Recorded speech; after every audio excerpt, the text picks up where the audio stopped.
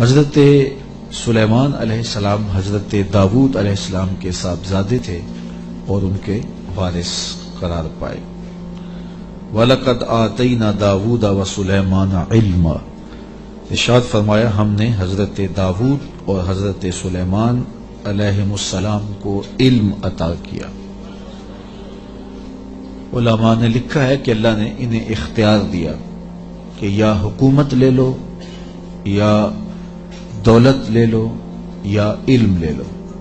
تو انہوں نے کہا مالک ہمیں علم دے دیں، تو اللہ نے دولت و حکومت اس کے صدقے سے عطا کر دی۔ تو سب سے بڑی دولت علم ہے۔ تو یہاں کہا کہ ہم نے ان کو علم کے نور سے مالا مال کیا۔ اور اگر بنظر غور مطالعہ کریں تو علم ہی شہنشاہی ہے۔ اسی زمانے میں ایک ملک کو فتح کر لیا گیا اور بادشاہ گرفتار کر کے حاضر لایا گیا، تو جو فاتح تھا اس نے مفتو کو کہا، اس بادشاہ کو کہا کہ ہم تجھے قتل نہیں کرتے، تمہیں جان کی امان دیتے ہیں، بلکہ اس حکومت میں تجھے عہدہ دینا چاہتے ہیں، اب تم بتاؤ کہ تمہیں کون سے منصب پہ رکھا جائے۔ تو اس نے کہا مجھے معلم لگا دو، مجھے استاد لگا دو۔ تو اس بادشاہ نے ہنس کے کہا پھر بادشاہی چاہتے ہو؟ تو یہ بادشاہی ہے، یہ شہنشاہی ہے علم۔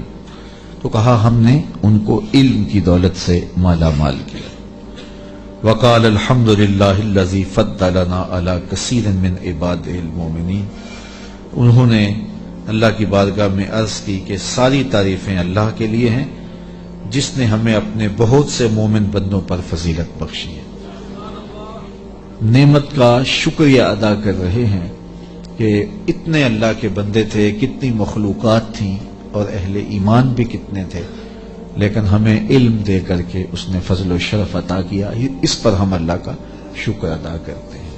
تو علم نصیب ہو جانا یہ اللہ کی بہت بڑی نعمت ہے اور اس پر شکریہ ادا کرنا چاہیے، شکریہ سے نعمت میں اضافہ ہوتا ہے۔ ووارث سلیمان و داود، اور حضرت سلیمان حضرت داود علیہ السلام کے وارث ہوئے۔ قال یا ایھا الناس علمنا منطق الطیر واوتینا من کل شیء، آپ نے کہا اے لوگو ہمیں پرندوں کی بولی سکھائی گئی ہے اور ہمیں ہر چیز عطا کی گئی ہے، بے شک یہ اللہ کا واضح فضل ہے۔ جو بھی ضروریات تھیں، تخت و تاج کے جو بھی تقاضے تھے وہ سارے کے سارے آپ کو عطا کیے گئے۔ حکومت ہے، تخت و تاج ہے، دولت ہے، فوجیں ہیں، تصرف ہے، اور غلے ہیں، جائیدادیں ہیں، زمینیں ہیں۔ کائنات کی کوئی شے ایسی نہیں ہے جس کا وافر حصہ انہیں نہ دیا گیا۔ تو کہا کہ ہمیں ہر شے دی گئی ہے اور یہ اللہ تعالیٰ کا بڑا واضح فضل ہے۔ وَحُشِرَ لِسُلَيْمَانَ جُنُودُهُ مِنَ الْجِنِّ وَالْإِنسِ وَالطَّيْرِ، اور حضرت سلیمان علیہ السلام کے لیے ان کے لشکر جنوں، انسانوں اور پرندوں میں سے جمع کیے گئے تھے۔ اللہ اکبر۔ فَهُمْ يُوزَعُونَ، جنہیں وہ بغرض نظم و تربیت جو ہے وہ آپ کی خدمت میں وہ روکے جاتے تھے اور وہ حاضر کیے جاتے تھے، جمع ہوتے اور پھر ان کو ایک ترتیب دیتے اور لشکر آراستہ ہوتے۔ یعنی آپ کی ملک میں انسان بھی تھے، جن بھی تھے آپ کے لشکر میں، اور پرندے بھی تھے۔ اور جب آپ کا لشکر چلتا تھا تو ایک سمت جن ہوتے، ایک سمت انسان ہوتے، اور اوپر پرندے پرواز کر رہے ہوتے۔ کتنی شان و شوکت پر مشتمل لشکر ہوتا حضرت سلیمان علیہ السلام کا۔ حتی اذا اتوا علی واد النمل، یہاں تک کہ جب وہ لشکر چیونٹیوں کے میدان میں آیا اور وہاں چیونٹیاں جمع تھیں، حضرت سلیمان اپنے پورے لشکر کے ساتھ، پوری شان و شوکت کے ساتھ جب وادی نمل میں داخل ہونے لگے، قالت نملۃ یا ایھا النمل ادخلوا مساکنکم، تو ایک چیونٹی نے کہا کہ اے چیونٹیوں اپنی رہائش گاہوں میں داخل ہو جاؤ، لا یحطمنکم سلیمان وجنودہ وہم لا یشعرون، حضرت سلیمان علیہ السلام اور ان کے لشکر تمہیں کچل نہ دیں اس حال میں کہ انہیں خبر بھی نہ ہو، التفات نہ کریں، توجہ نہ کریں، تم ننھی اور مہین مخلوق ہو اور ان کی توجہ تمہاری سمت نہ ہو اور وہ گزرتے ہوئے تمہیں رون ڈالیں، بے خبری میں ایسا ہو جائے تو تم جلدی کرو اپنی بلوں میں داخل ہو جاؤ۔ اس چیونٹی نے یہ بات اپنی ہم جولیوں سے کہی۔ حضرت امام فخر الدین رازی علیہ رحمہ اسی آیت کریمہ کی تفسیر میں لکھتے ہیں کہ اس چیونٹی کو یہ علم تھا کہ اللہ کے نبی کا لشکر جان بوجھ کر ننھی جان کو بھی ضائع نہیں کرتا، تو اس لیے اس نے کہا کہیں بے خبری میں تمہیں کچل نہ دیں۔ اگر ان کی توجہ ادھر ہوئی تو وہ ایسا کبھی نہیں کریں گے کہ تمہیں کچل ڈالیں۔ تو معلوم یہ ہوا کہ اللہ کے نبی کا لشکر، نبی کا تربیت یافتہ لشکر جان بوجھ کر ننھی جان کو بھی ضائع نہیں کرتا، اور جو جسموں کے ساتھ بم باندھ کر کے چھوٹے چھوٹے بچوں میں گھس جاتے ہیں اور بازاروں میں جا کے پھٹ جاتے ہیں اور پھر بعد میں بڑے فخر سے ذمہ داریاں قبول کرتے ہیں، یہ کسی نبی کا لشکر نہیں، شیطان کا لشکر۔ نبی کا تربیت یافتہ لشکر، قرآن بتاتا ہے، یہ چیونٹی بھی جانتی تھی کہ نبی کی تعلیم اتنی واضح ہے اور نبی امن کا پیغمبر بھی ہوتا ہے، اس لیے کبھی ایسا نہیں ہو سکتا کہ نبی کا تربیت یافتہ لشکر ہو اور جان بوجھ کر کے ننھی جان کو بھی ضائع کرے۔ رسول کریم صلی اللہ علیہ وآلہ وسلم جب کوئی لشکر روانہ کرتے تو اسے حکم دیتے کہ بوڑھوں کو قتل نہیں کرو گے، بچوں کو قتل نہیں کرو گے، عورتوں کو قتل نہیں کرو گے، ان کے مذہبی رہنماؤں کو، پادریوں کو قتل نہیں کرو گے، ان کے عبادت خانے نہیں توڑو گے، فصلیں نہیں اجاڑو گے۔ یہ کافر جو تھے ان کافروں کے بچوں کو بھی قتل کرنے سے روک دیا گیا، کافروں کے بوڑھوں کو قتل کرنے سے بھی روک دیا گیا، اور جو کفار ہیں ان کی خواتین کے قتل سے بھی منع کر دیا گیا، اور جو مسلمانوں کی نسلیں کاٹ کے رکھ دے اور اس پہ ذمہ داریاں قبول کریں، کوئی بدبخت ہوگا جو ان کی حمایت کرے گا اور ان کو اسلام کا نمائندہ قرار دے گا، وہ دشمن اسلام ہو سکتے ہیں، اسلام کے نمائندے نہیں ہو سکتے۔ تو اس چیونٹی نے کہا کہ اپنی بلوں میں داخل ہو جاؤ، کہیں نبی کا لشکر بے خبری میں تمہیں کچل نہ دے۔ حضرت امام رازی لکھتے ہیں کہ چیونٹی کو یہ علم تھا، اس علم کی وجہ سے اس چیونٹی کو قیامت تک آنے والی چیونٹیوں کا سردار بنا دیا گیا، ملکہ بنا دی گئی قیامت تک۔ اچھا، اگر آپ کی توجہ ہو تو ذات کی چیونٹی ہے، رب نے اس کے نام کی صورت اتاری ہے۔ چیونٹی کی حیثیت کیا ہوتی ہے، لیکن وہ پیار کرنے لگی نا نبی سے، اور اس کو پتا تھا کہ نبی کی تعلیمات کیا ہوتی ہیں، تو اس تعلیم کے نتیجے میں ذات کی چیونٹی ہے، لیکن رب نے اس کے نام کی صورت اتار دی۔ تو اس چیونٹی نے کہا جلدی جلدی اپنی بلوں میں داخل ہو جاؤ، اللہ کے نبی کا لشکر کہیں تمہیں کچل نہ دے اور وہ دھیان نہ کرے، بے خبری میں کہیں ایسا نہ ہو جائے۔ اگر خبر ہوگی تو پھر کبھی ایسا نہیں ہو سکتا، کیونکہ نبی کی تربیت یہ ہے، وہ تو زندگیاں بانٹنے آیا ہے، زندگیاں چھیننے تو نہیں آیا، تو یہ ایسا نہیں ہوگا۔ فَتَبَسَّمَ ضَاحِكًا مِّن قَوْلِهَا، تو حضرت سلیمان پیغمبر نے جب چیونٹی کی اس بات کو سنا تو مسکرا پڑے۔ 3 میل دور تھے حضرت سلیمان علیہ السلام، اتنی دور سے چیونٹی نے کہا کہ جلدی جلدی بلوں میں چلی جاؤ، اللہ کے نبی کا لشکر کہیں بے خبری میں تمہیں کچل نہ دے۔ چیونٹی نے یہ بات کی تو حضرت سلیمان نے 3 میل دور سے سن لی اور پھر مسکرا بھی پڑے۔ اب 3 میل دور سے بات سنی جا سکتی ہے بھلا چیونٹی کی؟ یہ اس حال سے باہر جو چیونٹیاں چل رہی ہیں، کوئی شخص جو بڑا ہی جو ہے وہ باریک سماعتیں رکھتا ہو، کیا وہ یہاں بیٹھ کر کے چیونٹی کی بات جو باہر ہے اس کو سن سکتا ہے؟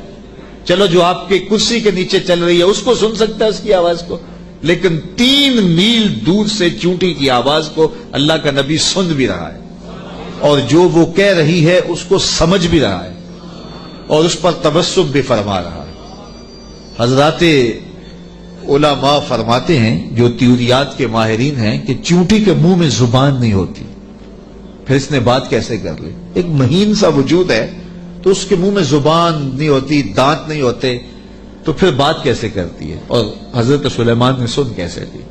تو کہا چیونٹی کے منہ کے قریب 2 باریک سے بال ہوتے ہیں، مہین سے 2 ریشے ہوتے ہیں، جب اس نے بات کرنی ہوتی ہے تو ان بالوں کو قریب کر کے رگڑتی ہے، اس رگڑنے سے جو آواز پیدا ہوتی ہے اس سے وہ اپنی ہمجولی کو کوئی میسج دے رہی ہوتی ہے۔ اللہ کے نبی کی شان یہ ہے کہ چیونٹی کے باریک اور مہین بالوں کے رگڑنے سے جو آواز پیدا ہوتی ہے 3 میل دور سے اس آواز کو سنتا بھی ہے اور اس سے جو مفہوم نکلتا ہے اس کو سمجھتا بھی ہے۔ اور یہ اس نبی کی شان ہے جو ہاتھ باندھ کے مسجد اقصی میں تیرے نبی کے پیچھے کھڑا تھا۔ تو جب غلام کی یہ شان ہے تو امام کی شان کا عالم کیا ہوگا؟ یہ شان ہے خدمت گاروں کی، سرکار کا عالم۔ مولوی کا تو دماغ خراب ہو گیا ہے کہ اس کی سماعتوں کو تول رہا ہے جس کے غلاموں کی سماعتوں کو نہیں تولا جا سکتا۔ اللہ اکبر۔ فتبسم ضاحکا من قولها، یہ میں نہیں کہہ رہا، یہ قرآن کہہ رہا ہے۔ حضرت سلیمان پیغمبر نے اس چیونٹی کی بات کو سنا، سن کے سمجھے اور پھر تبسم کیا۔ اللہ اکبر۔ وقال رب اوزعنی ان اشکر نعمتک التی انعمت علی وعلی والدی وان اعمل صالحا ترضاہ وادخلنی برحمتک فی عبادک الصالحین۔ اور اللہ کی بارگاہ میں عرض کی حضرت سلیمان علیہ السلام نے کہ اے میرے پروردگار، مجھے اپنی توفیق سے اس بات پر قائم رکھ کہ میں تیری اس نعمت کا شکر بجا لاتا رہوں جو تو نے میرے اوپر کی اور میرے والدین کے اوپر کی۔ جو نعمتیں بندے کے اوپر ہوتی ہیں اس کا بھی شکریہ ادا کرنا چاہیے، اور جو صالح اولاد ہوتی ہے، جو ماں باپ پر نعمتیں عطا ہوئی ہوتی ہیں، ان کا بھی شکریہ ادا کرنا، کیونکہ ماں باپ کی نعمتیں اولاد تک بھی پہنچتی ہیں۔ مجھے بتاؤ، اگر میں اور آپ کسی کافر کے گھر میں پیدا ہوتے، معاذ اللہ کسی ہندو یا سکھ کے گھر میں پیدا ہوتے، تو آج کیا ہمارے سینے میں ایمان کا چراغاں ہوتا؟ ہم کسی یہودی کے گھر میں پیدا ہوتے تو ہمارے گھر میں ایمان کی روشنی ہوتی؟ ہم کہتے ہیں ہم بڑے سیانے ہیں، بڑے سمجھدار ہیں، ہم مطالعہ کرتے، ہم مختلف ادیان کو پڑھتے اور پھر مسلمان ہو جاتے۔ کیا ایسا ہوتا یا کہ ہم اسی ظلمت اور اندھیرے میں ہوتے؟ تو پھر ہمارے ماں باپ تھے نا جو مسلمان تھے، اور ہم ان کی آغوش میں آئے تو اللہ نے وہ نور ہمیں بھی دیا۔ تو ہمیں اپنے اوپر ہونے والے اس کرم کا احسان کرنا، احسان جو ہے وہ اللہ کے حضور اس کا شکر ادا کرنا چاہیے، اور ساتھ یہ بھی شکر ادا کرنا چاہیے کہ مالک تیرا کرم ہے کہ تو نے ہمارے ماں باپ کو دین دیا تھا، اور وہ نعمت ہمیں ان کی وساطت سے نصیب ہو گئی۔ علامہ اقبال کہا کرتے تھے، نام تو از پدر آموختم، حضور آپ کا نام میں نے اپنے باپ سے سیکھا تھا۔ وہ حضور کے عاشق تھے تو میں بھی حضور کا غلام بنا۔ ہمارے ماں باپ حضور کا نام لیتے تھے تو کیا کیفیتیں ہوتی تھی، آنکھوں میں آنسو آ جاتے تھے۔ تو آج چونکہ وہ حضور کے عاشق تھے، وہ حضور سے محبت کرنے والے تھے، وہ اولیاء کی چوکھٹوں پہ جانے والے تھے، تو آج اللہ نے یہ دولتیں ہمارے سینے میں بھی رکھی۔ تو جب اس نعمت کا شکریہ ادا کریں جو ہمارے وجود پر ہیں، تو ان نعمتوں کا شکریہ بھی ادا کریں جو ہمارے والدین پہ ہوئی ہیں۔ تو حضرت سلیمان نے یہ ہمیں شکر کرنے کا ایک عجیب طریقہ دیا، خوبصورت طریقہ دیا، اور عرض کی مالک میں ان نعمتوں کا شکر ادا کرتا ہوں جو تو نے میرے اوپر کی، اور ان نعمتوں کا بھی شکریہ میں ادا کرتا ہوں جو میرے ماں باپ پر کی۔ اللہ اکبر۔ اور مجھے یہ توفیق دے کہ میں ایسے نیک عمل کرتا رہوں جن سے تو راضی ہو۔ اللہ اکبر۔ اور مجھے اپنی خاص رحمت سے اپنے نیک بندوں میں داخل فرما لے۔ حضرت سلیمان علیہ السلام ایک دن اپنے لشکر کا جائزہ لیتے ہوئے پرندوں کی جانب نکلے۔ کیسی شان و شوکت تھی، جنوں پر بھی حکومت، انسانوں پر بھی حکومت، پرندوں پر بھی حکومت۔ وَتَفَقَّدَ الطَّيْرَ، تو آپ نے پرندوں کا جائزہ لیا۔ فَقَالَ مَا لِيَ لَا أَرَى الْهُدْهُدْ، فرمایا میں ہدہد کو نہیں دیکھ رہا۔ اور پھر فرمایا ام کان من الغائبین، وہ واقعی غائب ہو گیا ہے، لَأُعَذِّبَنَّهُ عَذَابًا شَدِيدًا، میں اس کو سخت عذاب دوں گا، او لَأَذْبَحَنَّهُ، یا اس کو میں ذبح کر دوں گا، او لَيَأْتِيَنِّي بِسُلْطَانٍ مُبِينٍ، یا وہ میری جانب میرے پاس اپنے بے قصور ہونے کی کوئی واضح دلیل لائے۔ تین باتیں کی، یا تو سخت عذاب دوں گا، یا ذبح کر دوں گا یا پھر اپنی صفائی میں کوئی مضبوط دلیل لائے۔ حضرت سلیمان علیہ السلام بیت اللہ کی حاضری کے بعد واپس آ رہے تھے اور صنعاء کے مقام پہ جو یمن کا شہر ہے وہاں آپ نے پڑاؤ کیا اور وہاں آپ نے جانوروں کا جائزہ لیا اور وہاں ہدہد کو نہ دیکھا۔ مفسرین فرماتے ہیں جب پانی کی ضرورت ہوتی تو ہدہد کو حاضر کیا جاتا اور یہ ہدہد جو تھا وہ پھر بتاتا کہ کس جگہ پانی ہے۔ یہ جانوروں کے اندر انجینئر ہے، اللہ نے اس کو بڑی طاقت دی۔ حضرت ابو ہریرہ رضی اللہ تعالیٰ عنہ نے جب فرمایا نا کہ یہ بڑی قوتوں سے مالا مال کیا گیا ہے، اس کی نظر بڑی تیز ہوتی ہے، تو کسی نے حضرت ابو ہریرہ سے کہا کہ چھوٹے بچے جب دھاگا لگا کے جال لگا کے جو ہے وہ پھاہی لگاتے ہیں تو یہ ہدہد پھنس جاتا ہے، جس کو زمین کی تہ میں پانی نظر آ جاتا ہے اس کو وہ جال نظر نہیں آتا۔ تو حضرت ابو ہریرہ بولے تقدیر کا جال نظر نہیں آتا، تو تقدیر کا جال بڑا ڈاڈا ہوتا ہے، وہ نظر نہیں آتا۔ یہ آپ نے ایک جانور دیکھا ہوگا کن کھجورا، اس کے 100 پاؤں ہوتے ہیں، 100 پاؤں، اور یہ جو سانپ ہوتا ہے اس کے کوئی پاؤں نہیں ہوتے، یہ اپنے جسم کو بل دے کے آگے بڑھتا ہے، اور کن کھجورا اس کے 100 پیر ہوتے ہیں، اور سانپ کی مرغوب غذا ہے کن کھجورا، اور جب اس کو یہ نظر آئے تو یہ دوڑتا ہے اور سانپ پیچھے دوڑ کے اس کو شکار کر لیتا ہے۔ تو کسی نے کن کھجورے سے پوچھا کہ تیرے 100 پیر ہیں اور سانپ کا ایک بھی نہیں ہے اور پھر بھی تو پکڑا جاتا ہے؟ اس نے کہا تقدیر کے آگے پاؤں نہیں چلتے۔ تو کہا کہ وہ دھاگا تقدیر کا ہے، وہ ہدہد کو نظر نہیں آتا اور وہ بچے اسے پکڑ لیتے ہیں۔ تو ہدہد حضرت سلیمان علیہ السلام کا درباری پرندہ تھا اور حضرت سلیمان علیہ السلام اس سے محبت کرتے تھے، یہ بھی اللہ کے نبی سے پیار کرتا تھا، بلکہ صاحب روح البیان نے ہدہد کے عنوان سے بڑی باتیں لکھی ہیں، کچھ لطیفے بھی ذکر کیے ہیں۔ کہتے ہیں ایک دن یہ ہدہد چونکہ لاڈلا پرندہ تھا حضرت سلیمان کا، تو حضرت سلیمان علیہ السلام کو کہنے لگا کہ میں آپ کے لشکر کی دعوت کرنا چاہتا ہوں۔ آپ نے کہا اتنا بڑا لشکر ہے اور تو میرے لشکر کی دعوت کرے گا؟ کہا جناب دعوت قبول کیجیے۔ تو کہا ٹھیک ہے، آج دوپہر کو میں آپ کے لشکر کی دعوت کروں گا۔ جب دوپہر کا وقت آیا تو دریا کنارے لشکر نے پڑاؤ کیا ہوا تھا، تو ہدہد کبھی دائیں کبھی بائیں اڑانے بھر رہا ہے۔ تو کہا میاں وقت ہو گیا ہے، اب لاؤ نا کھانا، تم نے آج ہماری دعوت کی ہے۔ کہا جی اسی کا انتظام کرنا۔ تھوڑی دیر کے بعد اس نے فضا میں ایک چڑیا شکار کی اور اس کو فضا میں توڑ کر کے پانی میں پھینک دیا اور لشکر کو آواز دی جس کے ہاتھ میں بوٹی آتی ہے بوٹی لے لے، باقی شوربہ پی لے۔ تو اس پرندے سے چونکہ بڑا پیار تھا، جب اس کو نہ دیکھا تو غصے میں آ گئے، کہا ما لیا لا اری الہدہد، میں ہدہد کو نہیں دیکھ رہا، کیا وہ واقعی غائب ہے؟ اچھا میں اس کو ذبح کر دوں گا یا سخت سزا دوں گا یا پھر وہ مجھے اپنی بے گناہی کی کوئی دلیل پیش کرے۔ اب ہدہد کہاں چلا گیا؟ حضرات مفسرین لکھتے ہیں کہ وہ حضرت سلیمان علیہ السلام استراحت کرنے لگے تو وہ اڑ کے قریب ایک باغ میں چلا گیا، وہاں ایک اور اس کا ہم جنس ہدہد بیٹھا ہوا تھا۔ اس نے پوچھا کدھر سے آئے ہو؟ اس نے کہا کہ میں اپنے نبی کے ساتھ گیا تھا، اپنے شہنشاہ کے ساتھ گیا تھا، اور ان کی حکومت جنوں پر بھی ہے، انسانوں پر بھی ہے، پرندوں پر بھی ہے۔ تو اس نے کہا کہ میری جو بادشاہ ہے میرے ملک وہ عورت ہے اور اس کا ایک تخت بہت بڑا، آؤ میں تمہیں دکھاؤں۔ تو وہ ہدہد کو ساتھ لے گیا اور اتنے میں دیر ہو گئی۔ حضرت سلیمان غصے میں آ گئے، کہا کہ کدھر ہے؟ لاؤ اسے حاضر کرو۔ آپ کا جو درباری شہباز تھا وہ اڑا فضا میں بلند ہوا تو ہدہد آتا دکھائی دیا، تو اس نے اس کے اوپر جھپٹ کے حملہ کرنا چاہا، تو ہدہد نے کہا تجھے واسطہ دیتا ہوں اس رب کا جس نے تجھے میرے پہ طاقت دی ہے، مجھے اپنا معاملہ حضرت سلیمان کے پاس جا کے پیش کر لینے دے۔ کہا انہوں نے کہا ہے کہ تجھے قتل کر دوں گا، ذبح کر دوں گا یا تجھے سخت سزا دوں گا، اب تو بچ نہیں پائے گا۔ تو ہدہد نے کہا کہ انہوں نے کوئی استثناء بھی کیا تھا؟ کہا ہاں انہوں نے کہا تھا یا کوئی مضبوط خبر لائے، اپنا معقول عذر پیش کرے۔ کہا پھر خیر ہے۔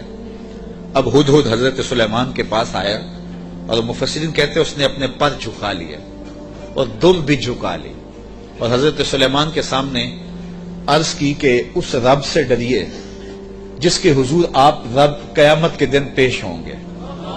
بس یہ بات کہنے کی دیر تھی کہ حضرت سلیمان کا غصہ ٹھنڈا ہو گیا۔ تو میں بتاؤ کدھر گئے تھے؟ تو ہدہد نے کیا جواب دیا، سنو قرآن کیا کہتا ہے، فَمَكَثَ غَيْرَ بَعِيدٍ، تو پس وہ تھوڑی ہی دیر ٹھہرا تھا، کہ وہ حاضر ہو گیا، اور حاضر ہو کے اس نے کہا فقال، اس نے کہا احطت بما لم تحط به وجئتک من سبأ بنبأ یقین، اس نے کہا کہ حضور میں ایسی بات معلوم کر کے آیا ہوں جس پر شاید آپ مطلع نہ تھے، اور میں آپ کے پاس ملک سبا کی ایک یقینی خبر لایا ہوں۔ آپ نے اس چیز کا مشاہدہ نہیں کیا جس کا میں مشاہدہ کر کے آیا ہوں، تو میں ایک یقینی خبر آپ کو جو چشم دید ہے وہ بتانا چاہتا ہوں۔ حضرت سلیمان نے کہا بتاؤ، کہا انی وجدت امرأۃ تملکہم وأوتیت من کل شیء ولہا عرش عظیم، اس نے کہا میں ایک ایسی خاتون کو دیکھا ہے جو بادشاہت کے تخت پہ براجمان ہے، میں نے ایک ایسی عورت دیکھی ہے وہاں جو ان پر حکومت کرتی ہے اور اقتدار کی مسند پہ بیٹھی ہے، اور اسے ملکیت و اقتدار میں ہر چیز بخشی گئی ہے، اور اس کے پاس بہت بڑا تخت ہے۔ یہ شہرہ آفاق تخت تھا جو ملکہ بلقیس کے پاس تھا، اور یہ 40 ہاتھ چوڑا تھا، 80 ہاتھ لمبا تھا۔ شرعی ہاتھ جب کہا جاتا ہے تو وہ کونی تک ہوتا ہے، تو گویا دوسرے لفظوں میں 1.5 فٹ کا ایک ہاتھ لگائیں تو یہ 60 ہاتھ چوڑا تھا، اور 120 ہاتھ جو ہے وہ لمبا تھا۔ سونے چاندی اور قیمتی دھاتوں کا بنا تھا، اور 7 منزلیں تھیں اس کی، اور قیمتی موتی اس کے اوپر لگے تھے، اور جب وہ اپنا دربار لگاتی تو اس تخت کے اوپر بیٹھتی، اور اس کے 12,000 سردار تھے قوم کے جن کے تحت فوجیں تھیں، اور ایک مضبوط نظم و نسق تھا، ہر شے فوجیں آلات حرب و ضرب بہت کچھ دیا گیا تھا۔ تو اس بات کی کہانی سنائی، اور آگے فرمایا وجدتها وقومها يسجدون للشمس من دون اللہ، میں نے دیکھا ہے وہ اور اس کی قوم اللہ کے علاوہ سورج کو پوجتی ہے، اللہ کو چھوڑ کر سورج کی پرستش کرتی ہے۔ وَزَيَّنَ لَهُمُ الشَّيْطَانُ أَعْمَالَهُمْ، اور شیطان نے ان کے لیے ان کے اعمال مزین کر دیے ہیں۔ فَصَدَّهُمْ عَنِ السَّبِيلِ، اور شیطان نے ان کو راہ حق سے، راہ توحید سے روک دیا ہے۔ فَهُمْ لَا يَهْتَدُونَ، اور وہ ہدایت نہیں پا رہے۔ اللہ يَسْجُدُوا لِلَّهِ الَّذِي يُخْرِجُ الْخَبْءَ فِي السَّمَاوَاتِ وَالْأَرْضِ وَيَعْلَمُ مَا تُخْفُونَ وَمَا تُعْلِنُونَ۔ اللہ اکبر، اس لیے روکے گئے ہیں کہ وہ اللہ کے حضور سجدہ ریز نہ ہوں، جو آسمانوں اور زمینوں میں پوشیدہ حقائق اور موجودات کو باہر نکالتا ہے، یعنی ظاہر کرتا ہے، اور وَيَعْلَمُ مَا تُخْفُونَ، اور جو تم ظاہر کرتے ہو، جو تم چھپاتے ہو، وَمَا تُعْلِنُونَ، اور جو تم ظاہر کرتے ہو اور جو تم چھپاتے ہو، وہ سب کو جانتا ہے، اس کی نظر میں کوئی پوشیدہ نہیں ہے۔ اللہ لا الہ الا هو رب العرش العظیم، اللہ کے سوا کوئی عبادت کے لائق نہیں، وہی عظیم تخت اقتدار کا مالک ہے۔ ملکہ بلقیس کا تخت کیا ہے؟ تخت تو میرے رب کا ہے، عرش تو اس کا ہے، تو اس نے یہ بات کہی۔ حضرت سلیمان نے ہدہد سے کہا کالا سننظر اصدقت ام کنت من الکاذبین، کہا کہ ہم ابھی دیکھتے ہیں کہ تو سچ کہہ رہا ہے یا جھوٹ بول رہا ہے۔ کالا سننظر اصدقت ام کنت من الکاذبین، تو سچا ہے یا جھوٹا ہے۔ اذهب بکتابی ھذا فالق الیہم ثم تولى عنہم فانظر ماذا یرجعون، آپ نے خط لکھا اور ہدہد کو دیا، کہا اس کو لے جاؤ اور یہ خط ان کی طرف ڈال دو، اور اس کے بعد ان کے پاس سے ہٹ جاؤ، پھر دیکھ کہ وہ کس بات کی طرف رجوع کرتے ہیں۔ اس خط کے اوپر حضرت سلیمان علیہ السلام نے تحریر کی، ہدہد کے سپرد کیا۔ 1 مہینے کی مسافت پر تھا یہ ملک سبا حضرت سلیمان علیہ السلام کے ملک شام سے، 1 مہینہ جاتے ہوئے لگتا تھا، 1 مہینہ آتے ہوئے لگتا تھا۔ کہا یہ خط لے جاؤ میرا، اور ملک سبا میں جاؤ اور ملکہ بلقیس کو دے آؤ، اور پھر دیکھو کہ وہ کیا کہتے ہیں۔ ہدہد نے خط پکڑا، بادشاہ تخت پہ بیٹھی تھی، اس نے جا کے خط پھینک دیا۔ جب ملکہ نے خط پکڑا اور اس کو کھولا اور پڑھا، نبی کی جلالت تھی، چونکہ صرف بادشاہ نہیں تھے، نبی بھی تھے، تو کہتے اس کا وجود کانپنے لگا، اور اس نے اپنی قوم کے سرداروں کو کہا کہ قالت یا ایھا الملأ انی القی الی کتاب کریم، اے میری قوم کے سرداروں، میری طرف ایک عزت والا خط ڈالا گیا ہے۔ علماء تفسیر نے لکھا ہے کہ یہ لفظ ہی اس کے لیے بہتری کی ضمانت بن گیا کہ اس نے نبی کے خط کو عزت والا خط کہا. بعد میں جو ہوا اور پھر وہ متی ہوئی اور اللہ نے اس کے لیے بہتریوں کے دروازے کھولے، وہ اس کی اس تکریم کی وجہ سے. خسرو پرویز کی جانب میرے رسول کریم صلی اللہ علیہ وسلم نے خط بھیجا تھا تو اس نے ٹکڑے کر دیے تھے. تو آقا کریم علیہ السلام نے جب سنا تو فرمایا اللہ اس کی سلطنت کے ٹکڑے کرے گا، اور ایسے ہوا. تو پرویز نے حضور کا خط پھاڑا تھا تو ذلیل و رسوا ہو گیا، اور اس نے اللہ کے پیغمبر کے خط کو سینے سے لگایا اور کہا یہ عزت والا خط ہے جو میری جانب ڈالا گیا ہے. انہ من سلیمان، بے شک یہ حضرت سلیمان کی طرف سے ہے. وانہ بسم اللہ الرحمن الرحیم، اور بے شک اس میں یہ لکھا ہے کہ اللہ کے نام سے شروع جو رحمان اور رحیم ہے. تو یہ خط سلیمان علیہ السلام کی جانب سے لکھا گیا تھا، اور وہاں اس زمانے میں خط لکھنے والا اپنا نام پہلے لکھتا تھا پھر مضمون خط کا لکھتا تھا. تو آپ نے پہلے کہا انہ من سلیمان وانہ بسم اللہ الرحمن الرحیم اللہ تعالی علیہ واتونی مسلمین، 2 لفظ لکھے. آپ نے کہا خط کا مضمون یہ تھا تم مجھ پر سر بلندی نہ چاہو،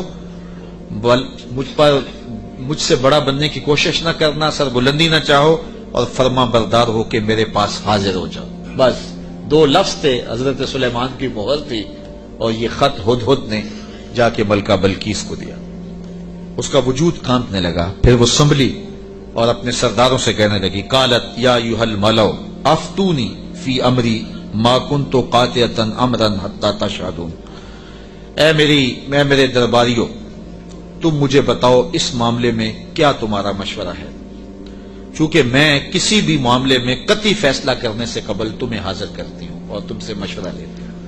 مشورے کے بغیر میں نے آج تک کبھی قدم نہیں اٹھایا، اور یہ میرا معمول ہے.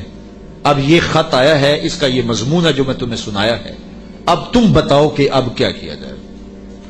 اب 12,000 سردار تھے اور ان کے ماتحت فوجیں تھیں. قالو بولے نحن اولو قوت و اولو باس شدید، کہنے لگے کہ ہم طاقتور ہیں، سخت جنگجو ہیں، اور ہم لڑنے کے لیے تیار ہیں. قوم کا مورال بلند ہے، فوجیں پوری طاقت میں ہیں، آلات حرب و ضرب بھی ہیں، کوئی کمزوری نہیں ہے. آپ اگر حکم دیں تو ہم حاضر ہیں. والامر الیک فانظری ماذا تامرین، لیکن معاملہ آپ کے ہاتھ میں ہی ہے، حکم آپ کا ہی چلے گا، لیکن ہماری جانب سے کوئی کمزوری نہیں، ہم بالکل تیار ہیں، مستعد ہیں، فعال ہیں، فوجیں تیار ہیں، مورال بلند ہے، لڑنے کے لیے آمادہ ہیں. تو اب آپ کا حکم ہے، کیا آپ حکم دیتی ہیں؟ قالت ان الملوک اذا دخلوا قرية افسدوها وجعلوا اعزة اهلها اذلة. ملکہ نے کہا کہ بے شک جب بادشاہ کسی بستی میں داخل ہوتے ہیں تو اسے برباد کر دیتے ہیں اور وہاں کے باعزت لوگوں کو ذلیل و رسوا کر ڈالتے ہیں، اور یہ لوگ یعنی بادشاہ اسی طرح کریں گے. تو اگر تم مجھے موقع دو، اور میرا مشورہ یہ ہے کہ میں وَإِنِّي مُرْسِلَةٌ إِلَيْهِمْ بِهَدِيَّةٍ، میں پہلے ان کی طرف کوئی ہدیہ بھیجتی ہوں. ہم لڑائی کا طبل نہ بجائیں، ہم پہلے ان کی طرف ہدیہ بھیجیں، پہلے دیکھیں. فناظرۃ بما یرجو المرسلون، پھر ہم دیکھتے ہیں کہ جو ہمارے قاصد گئے ہیں وہ کیا پیغام لاتے ہیں.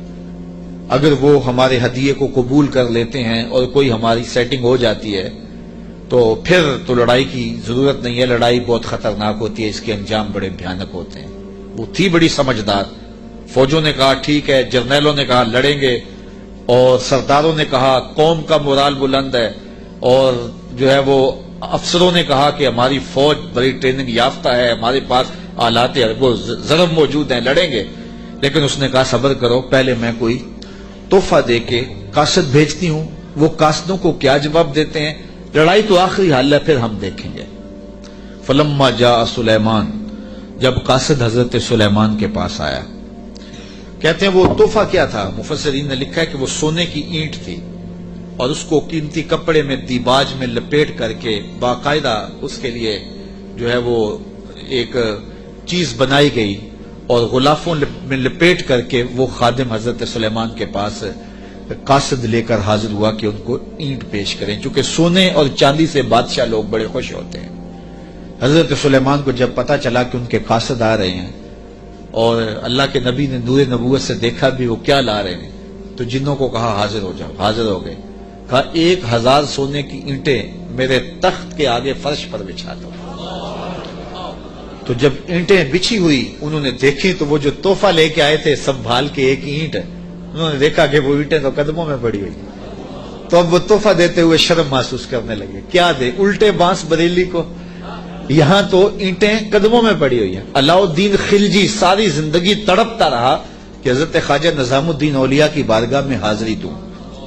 آپ مانتے نہیں تھے، آپ کا مزاج ایسا تھا کہ شاہوں سے گریزاں تھے. تو اس نے بڑا زور کیا.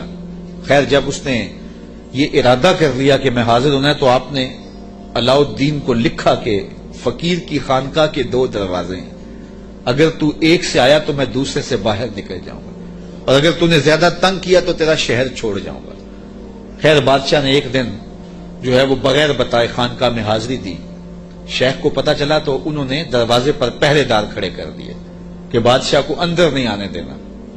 بادشاہ نے ان کے تیور پڑے فقیروں کے، تو یہ جو پیروں کے مرید ہوتے تو دیوانے ہیں. کہا کہ یہ تو مر جائیں گے لیکن شیخ کے دروازے سے اندر نہیں جانے دیں گے. تو بادشاہ کو شرارت سوجی تو اس نے کاغذ کے ٹکڑے پہ لکھا کہ یہ کیا ہوا کہ بادشاہوں کے دروازوں پہ بھی بواب چوکیدار اور فقیروں کے دروازے پہ بھی بواب. تو اندر سے شیخ نے اسی کاغذ کے ٹکڑے پہ بیک پہ اس کی پشت پہ لکھ کے بھیجا، فرق یہ ہے کہ بادشاہوں کے درباروں پر جو بواب ہوتے ہیں وہ فقیروں کو روکنے کے لیے ہوتے ہیں، اور جو فقیروں کی چوکھٹ پہ بواب ہوتے ہیں وہ امیروں کو روکنے کے لیے ہوتے ہیں. بادشاہ کہنے لگا کہ مجھے حضرت کی خانقاہ تو دیکھنے کی اجازت ہوگی. خدام نے کہا کوئی حرج نہیں ہے. تو وہ خانقاہ لنگر خانہ دیکھنے لگا. بہت بڑی خانقاہ تھی. تو جب وہ استبل میں گیا تو کیا دیکھا کہ جو گھوڑے ہیں ان کی جو میخیں ہیں، قلعے ہیں، وہ چاندی کے ہیں، اور جو ان کے پاؤں میں زنجیریں پڑی ہوئی ہیں جن سے وہ بندھے ہوئے ہیں وہ زنجیریں سونے کی ہیں.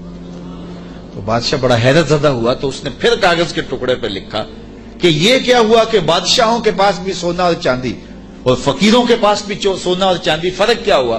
تو شیخ نے جواب میں لکھ کے بھیجا، فرق یہ ہے بادشاہ خزانوں میں سنبھال کے رکھتے ہیں، فقیر گھوڑوں کے قدموں میں ڈال کے رکھتے ہیں. تو حضرت سلیمان علیہ السلام نے 1000 اینٹ بچھوا دی. آپ جانتے ہیں جب بہار چین آیا نا حضرت عمر کے زمانے میں، جب ایران فتح ہوا تو سب سے دنیا کے اس وقت نامور اشیاء میں سے بہار چین ایک بہت بڑا قالین تھا، جس کو بہار چین پہ بٹھا دیا جاتا وہ ناز کرتا ہے کہ میں بہار چین پہ بیٹھے.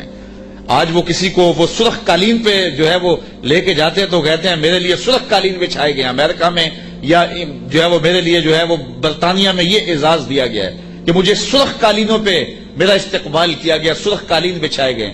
بہار چین یہ ایک ایسا قالین تھا کہ جس پہ بیٹھ جانا اور جس پہ چلے جانا یہ بڑے دنیا کے لوگ جو ہیں وہ فخر سمجھتے تھے. جب حضرت فاروق اعظم کا زمانہ آیا تو یہ علاقہ فتح ہوا تو یہ اونٹوں پہ لاد کر کے یہ بہار چین مدینے بھیجا گیا. تو حضرت عمر کے پاس جب بہار چین آیا تو کہا کہ اب اس کو کہاں رکھے؟ تو کسی نے کہا جی مسجد نبوی میں بچھائیں. کہا یہ مسجد نبوی میں بچھائیں؟ وہاں کی جو چٹائیاں ہیں اس قالین سے افضل ہیں، وہاں اس کو یہاں نہیں بچھائیں گے. تو کہاں رکھے؟ حضرت عمر نے حکم دیا کہ مسجد نبوی کے باہر جہاں لوگ جوتے اتارتے ہیں وہاں رکھا جائے. اور وہ بہار چین جس پہ لوگ بیٹھنا اعزاز سمجھتے، لوگ وہاں جوتے پوچھ کے گزرتے تھے. تو فقیروں کی نظر میں کیا چیز ہوتی ہے ان چیزوں کی؟ تو 1000 اینٹ جب بچھی ہوئی دیکھی تو وہ کیا تحفہ دیتے؟ حضرت سلیمان علیہ السلام نے کہا کالا اتمدوننی بمال، تم مجھے مال سے میری مدد کرتے ہو؟ تم کیا سمجھتے ہو تم میرے پاس جو ہے وہ مال و دولت سے میری مدد کرنا چاہتے ہو؟ فما آتانی اللہ خیر مما آتاکم، اللہ نے جو مجھے دیا ہے وہ اس سے بہتر دیا ہے جو تم کو دیا ہے، تمہارے سے بہتر مجھے نوازا ہے. بل انتم بہدیتکم تفرحون، بلکہ اپنے ہدیے پہ تم خوش ہو کہ یہ مال ہے. ہم مال کے ہدیے کو قبول نہیں کرتے. ایک طرف سورج کو پوجا جا رہا ہے، رب کے ساتھ شریک ٹھہرایا جا رہا ہے، اور میں ایک اینٹ لے کے راضی ہو جاؤں سونے کی اور تم اللہ کی مخالفت کرتے رہو. یہاں سمجھنے کے لیے بہت کچھ ہے کہ اللہ کے حکموں کی نافرمانی کر رہا ہو اور پیر صاحب کو نذرانہ دے دیا اور پیر صاحب یہیں چپ ہو جائے کہ کوئی نہیں مجھے نذرانہ مل گیا. یہ سمجھنے کے لیے کافی ہے. سونے کی اینٹ لے کے آئے ہیں, فرمایا وہ بتوں کو پوج رہے ہیں, وہ سورج کو پوج رہے ہیں, اور مجھے اس نذرانے سے چپ کروانا چاہتے ہیں, ایسا نہیں ہوگا. اور آپ نے اس قاصد کو پیغام دیا, ارجع الیہم, جا ان کے پاس اور ان کو بتا جا کے کہ فَلَنَاتِيَنَّهُمْ بِجُنُودٍ لَا قِبَلَ لَهُمْ بِهَا وَلَنُخْرِجَنَّهُمْ مِنْهَا أَذِلَّةً وَهُمْ صَاغِرُونَ. ان کو جا کے بتا کہ ہم ایسا لشکر لے کے آ رہے ہیں جس کا تم مقابلہ نہیں کر پاؤ گے, اور تمہیں ذلیل کر کے رسوا کر کے شہروں سے نکالیں گے, تیار ہو جاؤ. حضرت سلیمان نے اس قاصد کو پیغام بھیجا. جب اس نے جا کے پیغام دیا اور حضرت سلیمان کے دربار کی کہانیاں سنائی, تو پھر لڑائی کی ہمت کس کو ہوتی؟ نبی کو اللہ نے روب دیا ہوتا ہے, نبی کا روب جو ہے وہ لوگوں میں پڑ جاتا ہے. اللہ اکبر. تو کس کو ہمت ہوتی؟ ملکہ بلقیس نے کہا کہ اب میں خود جاتی ہوں. تو وہ خود تیار ہوئی اور وہ حضرت سلیمان کی بارگاہ میں حاضر ہونے کے لیے ملک سبا سے چلی. ادھر بھی وقت گزرتا گیا. جب 3 فرسخ دور وہ دربار سے رہ گئی, 1 فرسخ اور 3 فرسخ 5 کلومیٹر لگا لیں, آپ یہ کہہ لیں کہ وہ بائی پاس پہ یا وہ یہ چناب پل پہ, اتنے فاصلے پہ جب اس کا آنا ہوا تو حضرت سلیمان بیٹھے تھے اور آپ نے اپنے درباریوں سے کہا, قال یا ایھا الملأ ایکم یاتینی بعرشها قبل ان یاتونی مسلمین. دربار لگا تھا, جن بھی بیٹھے تھے, انسان بھی بیٹھے تھے, پرندے بھی تھے. آپ نے کہا میرے درباریوں, وہ بلقیس آ گئی ہے, یہاں قریب ہی آ گئی ہے, تو اس کا وہ تخت جس پہ اسے ناز ہے, کوئی ہے جو اٹھا لائے اس کے لانے سے پہلے؟ کیسی شان حضرت سلیمان کی, وہ بائی پاس پہ آ گئی ہے, اور تخت 1 مہینہ جاتے ہوئے لگتا ہے, 1 مہینہ آتے ہوئے لگتا ہے. یہ طاقتیں ہیں اللہ کے بندوں کی. اللہ اکبر. تو کہا وہ تو ادھر آ گئی ہے, تو کوئی ہے کہ اس کا تخت جا کے جلدی جلدی اٹھا لائے؟ تو جب آپ نے یہ بات کہی تو ایک جن اٹھا, قال عفریت من الجن انا آتیک بہ. ایک جن کہنے لگا حضرت میں لاتا ہوں. کب لاؤ گے؟ قبل ان تقوم من مقامک, آپ کی مجلس ختم ہونے سے پہلے پہلے حاضر کر دیتا ہوں. اور مجلس ختم ہوتی تھی زوال کے وقت, دوپہر کے وقت. صبح شروع ہوتی اور دوپہر کو ختم ہو جاتی. تو کچہری لگی تھی, کہا کچہری ختم ہونے سے پہلے پہلے میں لے آتا ہوں. وَإِنِّي عَلَيْهِ لَقَوِيٌّ أَمِينٌ, طاقتور بھی ہوں, لے بھی آؤں گا, اور امین بھی ہوں, کوئی ایک موتی بھی ضائع نہیں ہوگا. تو تخت میں لے کے آتا ہوں. اور 1 مہینہ میں نے عرض کیا جاتے ہوئے لگتا ہے, 1 مہینہ کئی ہاتھ موٹا تھا, 7 منزلیں تھیں, 40 ہاتھ چوڑا تھا, 80 ہاتھ لمبا تھا, سونے اور چاندی اور قیمتی جواہر سے مرصع تھا, اور 7 کوٹریوں میں مکفل تھا, تالے لگے تھے, پہرے دار کھڑے تھے. جیب میں ڈال کے بھی لانا ہو پھر بھی 2 مہینے چاہیے. اور اس تخت کو لانے کا کہا دوپہر تک لے آتا ہوں. بڑی بات تھی نا. حضرت سلیمان خوش ہو جاتے کہ بڑی بات ہے, تو میں نہیں, مجھے اس سے بھی پہلے چاہیے, مجھے اس سے بھی پہلے چاہیے. پھر وہ اٹھا جس کے سینے میں زبور کا علم تھا. قال الذی عندہ علم من الکتاب. پھر وہ شخص کھڑا ہوا جس کے سینے میں علم زبور تھا. وہ آپ کا خالہ زاد بھی تھا, آپ کا صحابی بھی تھا. عاصب بن برخیہ نام علماء تفسیر نے بتایا ہے, اور اسے اسم اعظم آتا تھا. وہ کھڑا ہو گیا, اس نے کہا انا آتی کا بہی, حضرت میں لے آتا ہوں. کہا کب لاؤ گے؟ وہ تو دوپہر تک کا وقت دے رہا ہے, تم کب لاؤ گے؟ تو سنو اس نے کیا کہا. بولا قبل ان یرتد الیک طرفک, حضور آپ آنکھ بعد میں جھپکیں گے, تخت پہلے پڑا ہوگا. آپ آنکھ بعد میں جھپکیں گے, تخت پہلے پڑا ہوگا. اللہ اکبر. فلما رآہ مستقرا عنده قال ھذا من فضل ربی. حضرت سلیمان نے بھی آنکھ جھپکی نہیں تھی, تخت سامنے پڑا ہوا. حضرت سلیمان بے ساختہ پکار اٹھے, یہ میرے رب کا فضل ہے جس نے میرے امتی کو یہ طاقت دی. یار بنی اسرائیل کے نبی کے امتی کی یہ شان, تو بنی اسرائیل کے یہ نبی مقتدی بن کے جس کے امام کے پیچھے کھڑے تھے مسجد اقصی میں, اس امام کی شان کا عالم کیا ہو. یہ شان ہے خدمت گاروں کی, سرکار کا عالم. کہا میں لاتا ہوں, اور اس کے آنے سے پہلے کیا حضرت آنکھ جھپکنے سے پہلے حاضر کر دو. اور حضرت سلیمان نے ابھی آنکھ جھپکی نہیں، تخت سامنے پڑا ہوا تھا۔ اللہ اکبر۔ لیبلونی ااشکر ام اکفر، کہا کہ میرے رب نے مجھے آزمایا ہے، میرا رب مجھے پرکھتا ہے کہ میں اس کا شکر کرتا ہوں یا کفران کرتا ہوں یا انکار کرتا ہوں۔ اللہ اکبر۔ فرمایا فمن شکر فانما یشکر لنفسہ، جو شکر کرتا ہے وہ اپنے لیے ہی شکر کرتا ہے، اللہ کا کیا فائدہ کرے گا، اپنا ہی فائدہ ہوگا۔ تو میں اس کا شکر کرتا ہوں جس نے میرے ایک امتی کو یہ طاقت عطا کی، یہ شان عطا کی۔ یار جب بنی اسرائیل کے ایک ولی کی یہ شان ہے تو اس امت کے اولیاء کی شان کا عالم کیا ہوگا۔ صرف ایک واقعہ، شہر بخارا میں، شہر کابل میں حضرت امام شاہ نقشبند بخاری علیہ رحمہ تشریف لائے تو لوگوں کا ہجوم ہو گیا۔ بادشاہ وقت کی لونڈی وہاں سے گزرتے ہوئے رکی تو لوگوں کا ہجوم دیکھا، کہا ماجرا کیا ہے؟ کہا بخارے والے پیر آئے ہوئے۔ تو کہا یہ پیر کیا ہوتے ہیں؟ لوگوں نے بتایا یہ اصلاح قلب کرنے والے لوگ ہوتے ہیں، یہ دلوں کے حکیم ہوتے ہیں، ڈاکٹر ہوتے ہیں، اور یہ باطن کی صفائیاں کرنے والے لوگ ہوتے ہیں، اور اللہ نے ان کو تکوینی اور تشریعی طاقتیں بھی عطا کی ہوئی ہوتی ہیں، اور کبھی ایسا ہوتا ہے کہ یہ اوکھے ویلے کام بھی آتے ہیں۔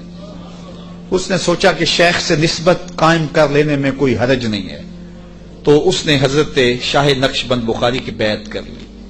چلو پیر تو کوئی ہونا چاہیے، تو انہوں نے ان سے بیعت کر لی۔ شیخ نے جو وظائف بتائے اور تلقین کی، ذکر کی اور اچھائی کی طرف سبق دیے، تو صالحہ تو وہ پہلے ہی تھی لیکن مزید رنگ چڑھ گیا۔ تو بادشاہ جب اس کی خدمت کو دیکھا تو بڑا خوش ہوا۔ جو باقی لونڈیاں تھیں وہ حسد کرنے لگی۔ ایک دن انہوں نے بادشاہ کے دربار سے، بادشاہ کے گھر سے چوری کر کے زیور ایسی جگہ پہ چھپا دیے اور اس پہ الزام لگا دیا اور پھر برآمد بھی اس سے کروا دیے۔ بادشاہ کو بڑا غصہ آیا کہ میں نے اس پہ اتنا اعتماد کیا تھا اور یہ بڑی لمبی نمازیں پڑھتی تھی۔ بادشاہ نے حکم دیا کہ اس کو چوبارے پہ لے جاؤ اور وہاں سے دھکا دے دو۔ بادشاہ کے محل کی چھت پہ لے جایا گیا۔ اس نے لاکھ کہا کہ میرا جرم نہیں ہے، لیکن بادشاہ ہوتے ہیں، تو چھت پہ لے جایا گیا۔ جب دھکا دینے لگے تو اس کو اب یاد آیا کہ میں نے سنا تھا اوکھے ویلے پیر کام آتے ہیں، تو اس نے بخارے کی طرف منہ کر کے کہا شیعہ للہ چو گدائے مستمند المدد خواہم ز شاہ نقشبند۔ سنا ہے اوکھے ویلے پیر کام آتے ہیں، اس سے اوکھا ویلا میرے پہ تو نہیں آ سکتا۔ یہ اس نے کہا تو پیچھے جلاد نے دھکا دے دیا۔ جب نیچے آئی تو حضرت شاہ نقشبند بخاری کا دامن پھیلا ہوا تھا۔ آپ نے آرام سے پکڑ کے نیچے رکھ دیا تو اس نے حیرت سے پوچھا حضرت آپ کب آئے ہیں؟ تو شاہ نقشبند بخاری فرمانے لگے تو از چبارہ آمدی من از بخارا آمدم، تو چبارے سے چل پڑی تھی، میں بخارے سے چل پڑا۔ تو کہا حضرت آنکھ جھپکنے سے قبل وہ تخت حاضر کر دوں گا۔ جب تخت حاضر ہو گیا کہا یہ میرے رب کا فضل ہے جس نے مجھے اتنی طاقت عطا فرمائی۔ ومن کفر فإن ربی غنی کریم۔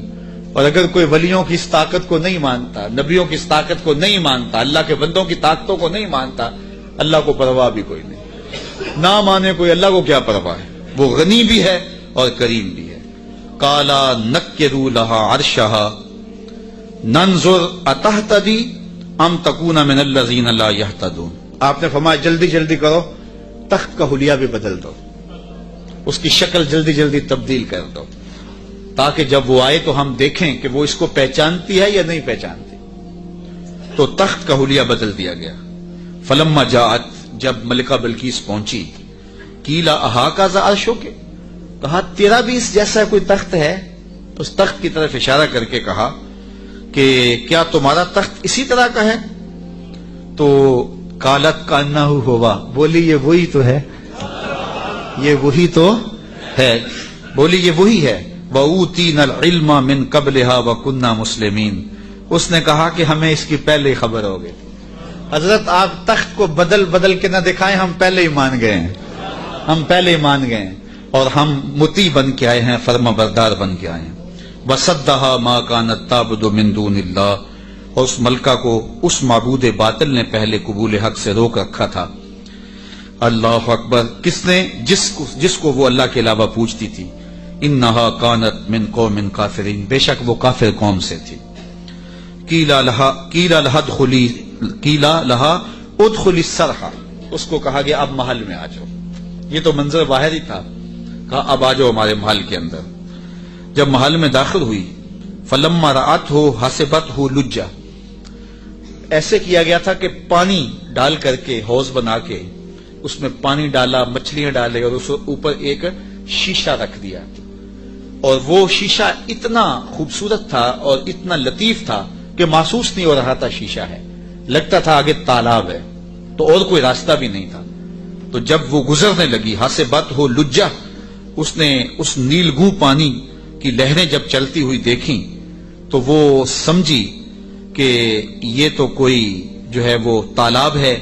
व कशफत अन साक़ेहा, उसने अपनी पिंडलियों से कपड़ा ऊपर कर लिया। काला इन्नहु सरहुम मुमर्रदुम मिन कवारीर, तो हजरत सुलेमान अलैहिस्सलाम ने फरमाया कि ये गहरे पानी का तालाब नहीं है, बल्कि ये तो शीशों का जुड़ा हुआ महल के, शीशों से जुड़े हुए महल का सेहन है। और ये जो है वो ऐसा माजरा नहीं है, तो अपने लिबास को ऊपर कर ले। कालत रब्बि इन्नी ज़लमतु नफ्सी, तो वो कहने लगी मैंने अपने नफ्स पे मेरे रब जुल्म किया है, और आज मैं इस मजमे को गवाह बना के, तेरे पैगंबर को गवाह बना के, आज इस महल के अंदर मैं ऐलान करती हूँ, व असलम तो मा सुलेमान लिल्लाहि रब्बिल आलमीन, मैं हजरत सुलेमान के रब पर, तमाम जहानों के रब पर ईमान लाती हूँ। और ईमान की दौलत से मालामाल हुई। फिर हजरत बिल्कीस का निकाह क्या हजरत सैयदना सुलेमान से हुआ या दूसरी रिवायत के मुताबिक तुब्बा यमन से हुआ, इसके बारे में रिवायात मुख्तलिफ हैं। मुफस्सिरीन ने दोनों बातें लिखी हैं। तो अल्लाह के नबी की शान ही क्या निराली थी। राणा थोड़ा दे गयो सानू अते पा गयो ए विच फिकरां,